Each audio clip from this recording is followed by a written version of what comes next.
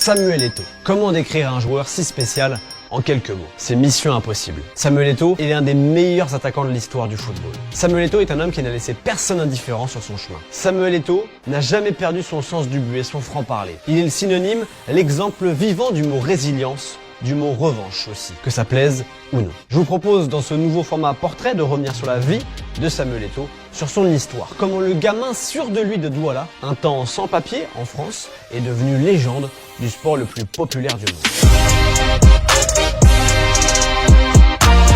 Chapitre 1, une enfance mouvementée. Samuel Eto'o naît le 10 mars 81 à Nkon, en banlieue de Yaoundé, la capitale du Cameroun. Son père, David, comptable de profession, décide d'emmener ses 6 enfants à Douala, la capitale économique du pays, après la perte de son job. Et c'est là-bas, dans les rues de New Bell, le quartier le plus populaire de la ville, que Samuel montre toute l'étendue de son talent balle au pied. Diallo Siewe est le tout premier éducateur à voir la pépite Eto'o. Il entend que dans ce fameux quartier de New Bell, il y a un crack. Il décide donc d'aller voir par lui-même. Coach Diallo va y rencontrer un jeune homme qui a déjà tout. Le sens du dribble, la finition, l'aisance dans le jeu. Mais il va surtout rencontrer une personnalité. Il m'a regardé et m'a dit « C'est vous le coach Diallo? Vous savez, je suis très fort. Je ne sais pas si vous pourrez m'apprendre quelque chose. » Gilbert Kadji, fondateur de la Kadji Sport Academy, centre par lequel est passé Eto'o, ne dit pas autre chose. À cet âge, les jeunes baissent le regard quand vous leur parlez. Lui vous fixait tout droit dans les prunelles. Il dégageait une honnêteté absolue, une grande force intérieure. Il était déjà très sûr de lui. Le terrain lui donnait raison. C'était une machine à marquer. Il savait qu'il réussirait. C'est comme s'il l'avait décidé. La perte d'emploi du père rend les finances des Eto'o fragiles. Les performances du petit Samuel sont donc parfois précieuses. Quand le petit marquait un but, on lui donnait 1000 francs CFA pour acheter une bouteille d'eau ou une brochette. Avec Siewe, on l'a soutenu quand il n'y avait rien. La vie était dure pour les Eto'o, mais ce sont des Bassa, l'une des 200 ethnies recensées au Cameroun. Une tribu de combattants réputés très belliqueux. Mais le surdoué est parfois frustré, car ça ne va pas aussi vite que lui, car ça ne va pas dans son sens. Et ce fardeau du surdoué a dû être canalisé chez Samuel Eto'o. Son don s'accompagnait d'un caractère assez instable sur le terrain. Il fallait lui faire comprendre qu'il n'était pas le maître du jeu, que le football était un sport collectif avec parfois des erreurs d'arbitrage. Comme tous les enfants de New Bell, Eto'o rêve de jouer pour les plus grands clubs européens. Et en 1994, il profite d'un tournoi junior dans la ville d'Avignon pour filer en France et y rester. Sauf qu'il n'a pas de papier et ça, c'est problématique. Le fait qu'il n'ait pas de visa lui coûte d'ailleurs un potentiel avenir au PSG. Le club de la capitale ne veut pas lui proposer d'essai car il n'a pas de papier. Je prends la mauvaise décision déjà comme tout jeune Africain ayant le rêve d'aller réussir en Europe, de rester sans papier en Europe. J'arrive avec un visa et puis un visa, je crois, j'avais 10 jours. Je vais sur Avignon, Marseille, tout ça, et je reviens et puis j'ai décidé de rester à Notre-Dame. Je suis resté à Paris plusieurs mois. Et un jour, j'ai dit à ma grande sœur, il faut que je rentre chez nous au Cameroun. C'est difficile parce que vous restez plusieurs mois et vous sortez, je crois, 2 ou 3 fois parce que c'était à l'époque où tout le monde était soupçonné d'être sans papier et puis quand on vous attrapait, on vous rapatriait. Il rentre 2 mois après son arrivée en France. Quelques semaines plus tard, nouvel essai, nouvel échec au Havre. Le formateur qui l'a observé ne l'a pas trouvé bon. Il y avait 5 jours cette semaine-là. On en a gardé 4 et on a laissé filer la pépite. Mais jamais 203 comme on dit. Une 3e opportunité européenne se présente. Et cette fois, la 3e tentative est concluante. Au printemps 1996, Piri, un émissaire du Real Madrid, se rend à Abidjan dans le but d'enrôler l'Ivoirien Bonaventure Kalou.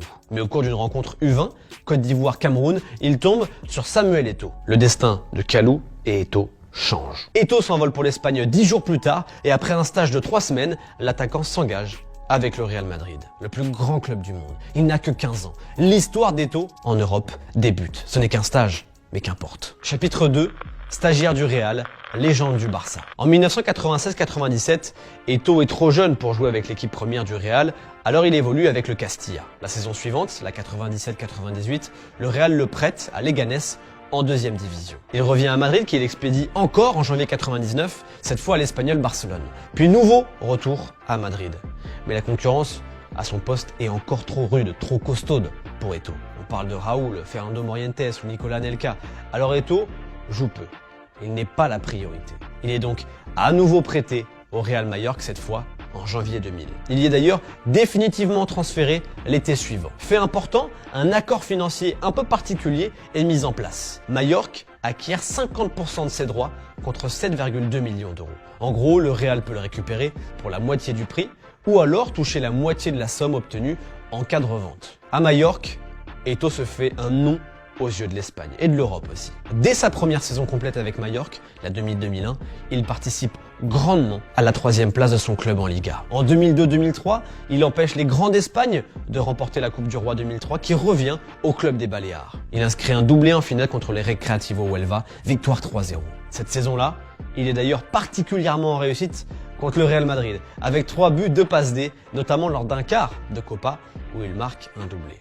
Eto'o n'est plus un no-name. Il est même élu Ballon d'Or africain en 2003, avant de remporter l'édition en 2004, 2005 et d'en remporter un 4e et dernier en 2010. La saison d'après, la 2003-2004, est moins aboutie pour Majorque qui termine 11e.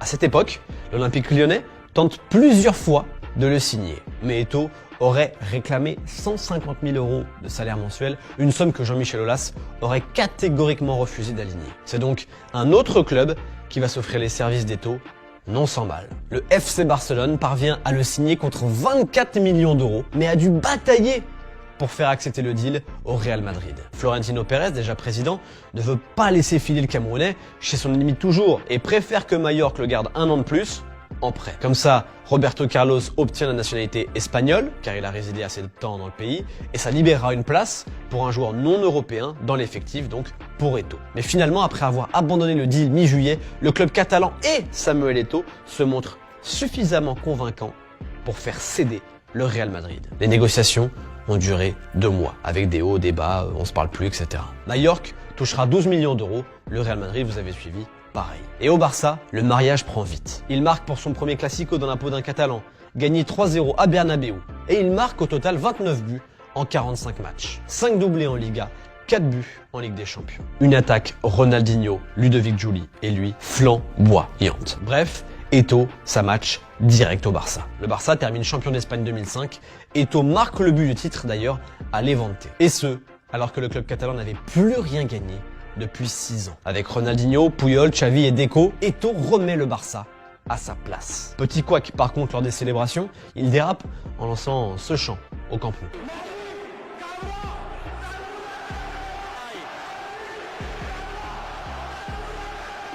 Il présente ses excuses quelques jours plus tard en conférence de presse. La saison suivante, la 2005-2006, est celle de la consécration collective. Celle qui aurait pu valoir le Ballon d'Or à Samuel Eto'o d'ailleurs. Le Barça colle 12 points au Real en Liga pour remporter un second titre consécutif.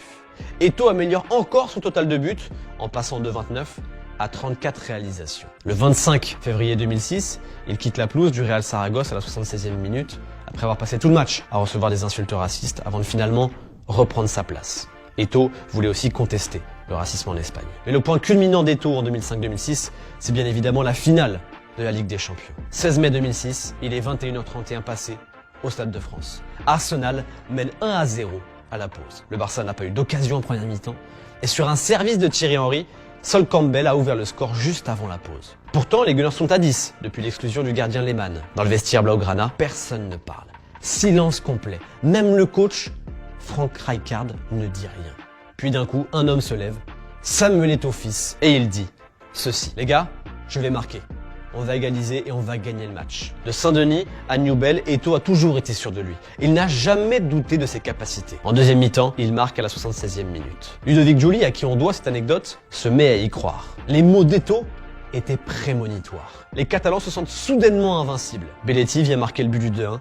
Le Barça est champion d'Europe pour la 2e fois de son histoire. Eto'o entre dans la légende du club ennemi du Real Madrid, le club où tout a failli commencer. Chapitre 3, Eto'o renie Guardiola, guerre d'ego. Pendant sa période barcelonaise, Eto'o a pu assister aux premières loges à l'éclosion de Léo Messi. Lors de la saison 2006-2007, Frank Rijkaard mise d'ailleurs sur un trio Ronaldinho, Eto'o, Messi. Mais Eto'o se blesse et manque 5 mois de compétition. À son retour en février, Frank Rijkaard prétend d'ailleurs qu'Eto'o a refusé d'entrer en jeu à Santander. Le Camerounais lui affirme qu'il avait besoin de plus que les 5 minutes qu'on lui proposait pour se chauffer, il revient de blessure.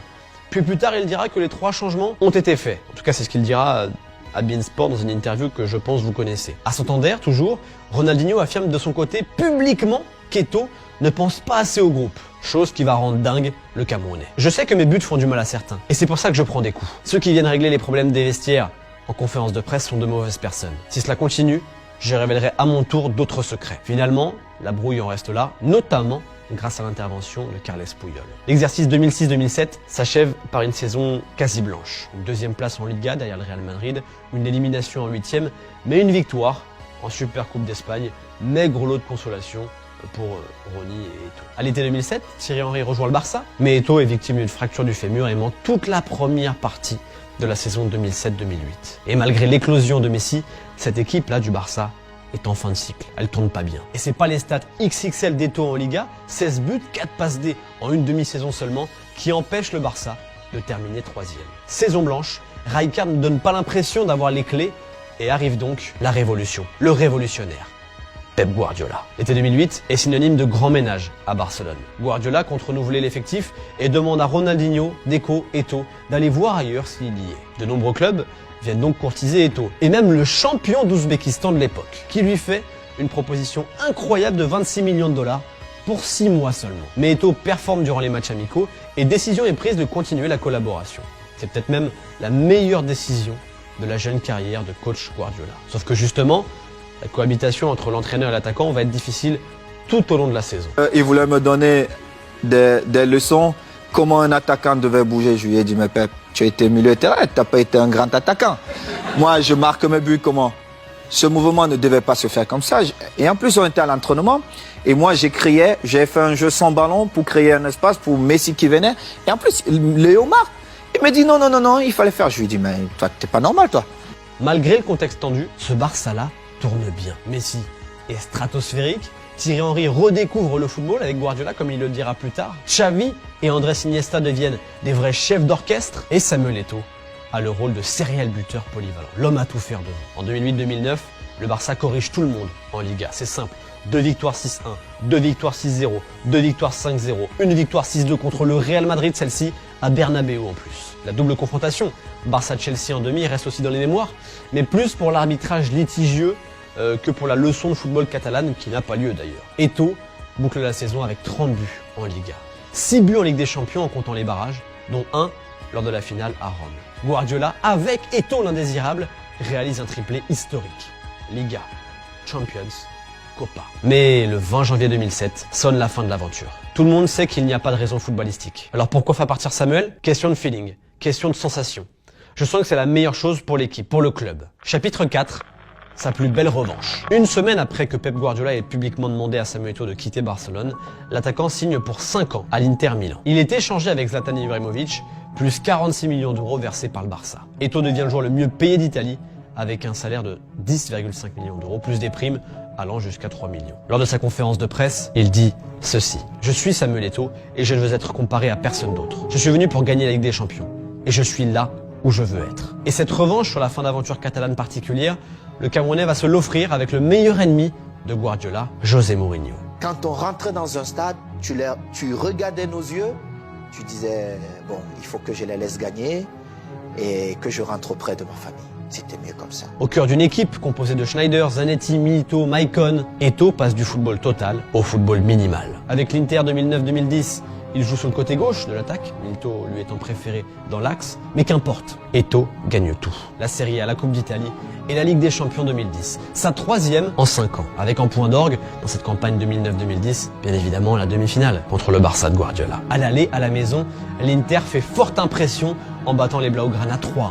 L'efficacité est maximale comme l'intensité mise par le club dans les duels. Au retour, le Barça a 77% de possession. L'Inter ne tire qu'une seule fois. Eto'o joue latéral gauche. Mais les Nerazzurri se qualifient pour la finale contre le Bayern Munich, malgré une défaite 1-0 au Camp Nou. Guardiola est dehors. Le nouveau Barça sans Eto'o est dehors. C'est sûrement la plus belle revanche d'Eto'o, lui qui en a pris des dizaines depuis le début de l'histoire à Newell. La saison d'après, Mourinho n'est plus là. Il a décidé de rejoindre le Real Madrid, mais le noyau de l'Inter, le noyau de l'équipe, reste le même. Rafael Benitez arrive mais ne fait pas l'affaire. Leonardo le remplace donc 4 mois seulement après sa nomination. Et cette saison-là, l'Inter termine 2e de Serie A, sort en quart de LDC, mais gagne la Coupe d'Italie, la Coupe du Monde des clubs et la Supercoupe d'Italie. Eto'o, replacé dans l'axe, marque 37 buts. Ensuite, la carrière de Samuel Eto'o en club devient un petit peu particulière. En août 2011, il file à Lanzi Makashkala, racheté par le milliardaire russe Souleiman Kerimov. Kerimov lui offre un salaire de 20 millions d'euros net par an et fait de lui le joueur le mieux payé de la planète en salaire. Il reste 2 saisons et demie, dispute 77 matchs et marque 36 buts. Et pendant ces 2 saisons et demie, Eto'o passait son temps à faire des allers-retours. Moscou, Makachkala, séparés de 1600 km. Pour des raisons de sécurité, car le Camerounais ne pouvait pas vivre au quotidien au Daghestan. Après cet intermède russe, Eto'o rejoint Chelsea, le temps d'une saison, la 2013-2014. Il dispute 35 matchs pour 12 buts. Mais on se souvient surtout de son aventure chez les Blues pour sa célébration grand-père, au poteau, bien sûr. Car quelques jours plus tôt, son entraîneur José Mourinho avait douté de son âge. 32 ans, peut-être 35, je ne sais pas. Vieux peut-être, mais toujours aussi décisif. Après Chelsea, Eto'o file à Everton, à la Sampdoria, puis en Turquie, avant de terminer au Qatar en 2019, à 38 ans. Chapitre 5, Eto'o, l'indomptable. Impossible de retracer l'histoire de Samuel Eto'o sans parler du Cameroun. L'attaquant de Douala est une légende des Lions indomptables, malgré les histoires de suspension ou les petits litiges à droite et à gauche. Une histoire qui a vite débuté puisqu'à 17 ans et 3 mois, il était le plus jeune joueur du mondial 1998 en France. Et une histoire qui a aussi vite été couronnée de succès. Il n'a pas encore 20 ans qu'il gagne sa première Coupe d'Afrique des Nations en 2000, en marquant 4 fois, dont une fois en quart, une fois en demi, une fois en finale. C'est bon? Toujours en 2000, il remporte la médaille d'or olympique aux Jeux de Sydney après avoir égalisé en finale et marqué son tir au but. 2 ans plus tard, nouvelle CAN remportée en 2002. Mais ensuite, plus aucun titre. Il échoue systématiquement malgré des stats toujours aussi bonnes pour lui. Il marque 4 buts lors de la CAN 2006 mais perd au tir au but en quart contre la Côte d'Ivoire de Drogba. Il marque 5 buts lors de la CAN 2008 mais perd en finale contre l'Égypte. Et 2 ans plus tard, nouvelle défaite face à l'Égypte, mais en quart cette fois. Et en 2012, le Cameroun ne se qualifie pas pour le tournoi. Eto'o dispute aussi 4 Coupes du Monde, 98, 2002, 2010 et 2014, mais à chaque fois, il se fait éliminer au premier tour. Malgré ses échecs, disons, Eto'o aura marqué 56 buts en 114 sélections. Et il est encore aujourd'hui le meilleur buteur de l'histoire des Lions indomptables. De manière générale, Eto'o n'a jamais cessé de marquer. Il est né pour ça, il était programmé pour ça. Né aussi pour prendre des revanches sur les coups du sort. Né pour être lui-même, quitte à ce que ça dérange. Né pour tenter des choses aussi, quitte à ce que ça dérange aussi d'ailleurs. Il a lancé de nombreuses entreprises, un opérateur téléphonique notamment qui a complètement floppé, une entreprise de paris sportifs nommée Beto qui a floppé aussi. Il a construit plusieurs orphelinats au Cameroun et a essayé de rendre au Cameroun ce que la vie lui a donné. Il est actuellement président de la fédération camerounaise et après son élection, il a défrayé la chronique plus d'une fois là encore, notamment pour avoir frappé un youtubeur algérien au mondial 2022 ou encore pour avoir conclu un partenariat avec une entreprise de paris sportifs. Étonnant, vu sa fonction de président de Fecafoot et les lourds soupçons de trucage de match qui pèsent sur l'entreprise en question. Mais bref, Samuel Eto'o a toujours fait à sa manière. Finalement, Eto'o est la définition parfaite de l'indomptable. C'est la fin de cette vidéo sur l'histoire de Samuel Eto'o. Difficile bien évidemment de tout évoquer, mais j'espère que ce petit retour sur le parcours du Camerounais vous a plu. Si c'est le cas, je vous invite à liker cette vidéo, à vous abonner à la chaîne si ce n'est pas le cas, parce que ça nous aide beaucoup pour faire ces nouveaux formats. Je vous dis à très vite pour une nouvelle vidéo, un nouveau format. Salut les amis et vive le foot!